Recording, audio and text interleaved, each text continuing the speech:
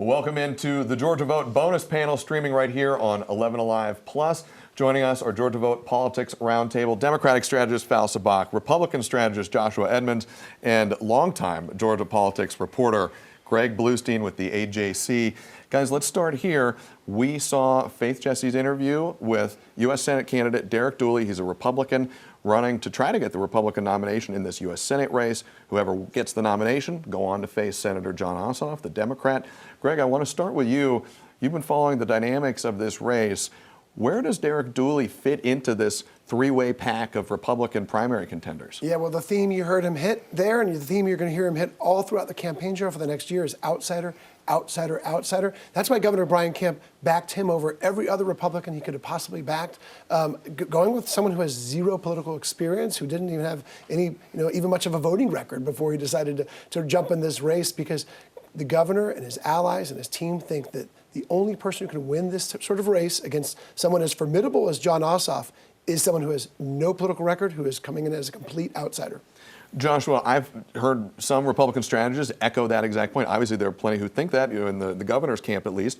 I have also heard from, and I'm sure you have as well, other Republican strategists who are attempting to throw a lot of cold water on that theory of the case. Right. What do you make of it? I mean, I think when you look at the lay of this race so far, I mean, you would really rather be Derek Dooley right now. People are frustrated with D.C. politics. You're frustrated with the way things are happening in Washington. And you've got looming ethics investigations with Mike Collins and his chief of staff, who is also running his campaign at the same time. You're in a position where it's like, all right, Derek Dooley is the outsider who is able to point to the mess that people are frustrated at and say, that's what I'm going to go fix. I have nothing to do with it. That's what I think we are going to start seeing people start resonating with over the next couple of months. You bring up the Congressman Collins issue. We should point out, as people watch this in full, his campaign has argued that it's not an investigation, hasn't reached an investigation stage yet. But you do point out something that Democrats have already latched onto, Val, and pointing to that whatever is percolating there in the congressman's early campaign. Oh, yeah. And I mean, Democrats are going to take every opportunity to basically paint, because, I mean, we saw this on the local level on the elections that, if you even smell funny of corruption or anything, that's going to be a pretty big, that's something that you're really going to have to defend against. And again, the congressman, his office, his campaign has said, nothing wrong has been done. They maintain innocence there.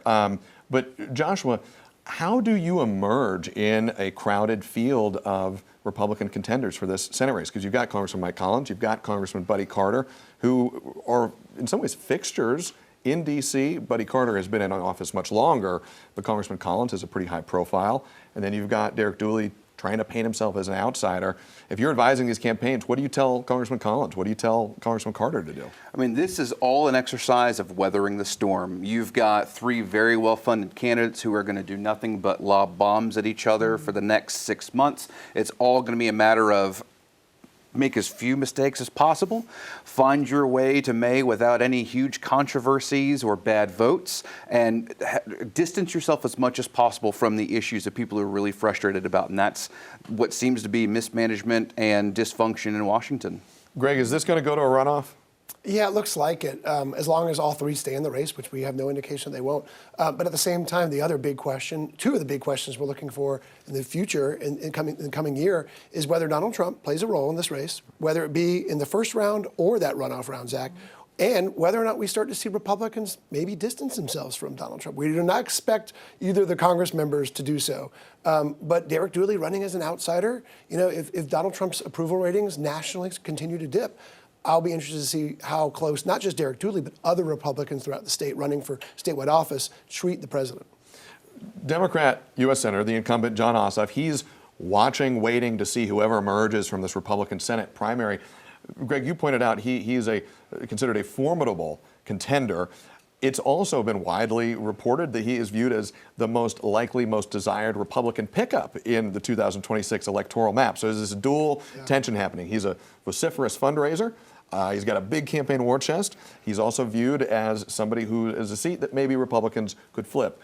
Val, what's Senator Ossoff doing as he watches this all unfold? And what are the big risks for him over the coming months as he gears up for whoever he's going to face in the general? Yeah, I mean, I think what he's doing now is raising money. He needs to keep raising money. And I think that he has a good narrative to say, listen, here are 3 Republican candidates that are vying for this seat. Trust me to continue the work that I'm doing. Give me more money, which is what he needs. And I think that he's just waiting to see who comes out on top. And I think that he can, the way things are going, he can, even if, Dooley is an outsider or anything, I think he can paint the Republican candidates all pretty much with a broad stroke. Joshua, you alluded to some sentiment among some voters of a frustration with D.C. politics. Senator Ossoff is a politician in Washington. He's a Democrat. He's not a Republican. People have different opinions of different parties. But Fal, is there a risk that voters get frustrated with him as an incumbent, as somebody who maybe some view as part of the D.C. political ecosystem? I think that that's always going to be a risk for anybody who's an incumbent at this point. But I think that what his campaign is doing and should continue to do is to say, I'm out here fighting for you on the front lines. This is what I've been doing as an incumbent. These are the things that I've been bringing back to my state to help out in the districts. And I think that if he can show that he's been an incumbent that hasn't been caught up in the D.C. politics, but is actually getting work done, I think he'll be okay. Let's shift gears here in the couple minutes we have left. Joshua, I want to start with you. We have a legislative session coming up in, 2, 3, 4-ish weeks right now. It's right around the corner. It's going to be happening in the early stages of a very busy election year. There's going to be a lot happening in 2026. Lawmakers still have to legislate under the Gold Dome. Right. What are going to be the big trend lines to watch happening under the Gold Dome in this new session? Yeah, I think we're looking at 3 huge issues this next session. It's property taxes, income taxes, and public safety. That's going to be the heartbeat of this next session. And it's unfortunately probably, as per usual, going to come down to a fight between the House and the Senate, whose agenda is going to pass. Senate wants income tax cuts or elimination under Burt Jones. House wants property tax cuts or elimination or reform under the Speaker. Which agenda passes? Do both? Do neither? Maybe more likely neither, but it's going to be those 3 main issues that I think are the underpinning of the entire next session. Greg, I want to ask you a question here. We've got 30 seconds, then Fal, we're going to give you the last word. But Joshua, you point out, you say it may be a battle between the Senate and the House. Greg, Republicans control both chambers. Why is there that dynamic that sometimes pops up? There's always been this dynamic. Even when Democrats control both chambers, the House and the Senate fought with each other, these epic standoffs. One issue, though, that Joshua didn't mention, the 4th big issue, that might be the first, politics. Half the Senate's running for something, a number of House members running for something, and they're all, I'm talking about statewide office, and they're all running for re-election, at least most of them are. So they're all looking over their shoulders either for primary challenges or general elections. So this is going to be a very messy session. Fal, last word to you. What else are you watching for? Or do we cover it all? We covered most of it. I mean, I think we'll see a few culture war bills, but it's not going to be as prominent as I think with this session. Each party, each chamber is going to try to make the case that we're the ones putting money back into Georgians' pockets. That sounds like another way of saying focusing on affordability. Name of the game. A word that we have heard a lot on this roundtable for many months now. Guys, we appreciate you all so much. As always, we appreciate you for sticking with us. We'll see you next time for another edition of the Georgia Vote.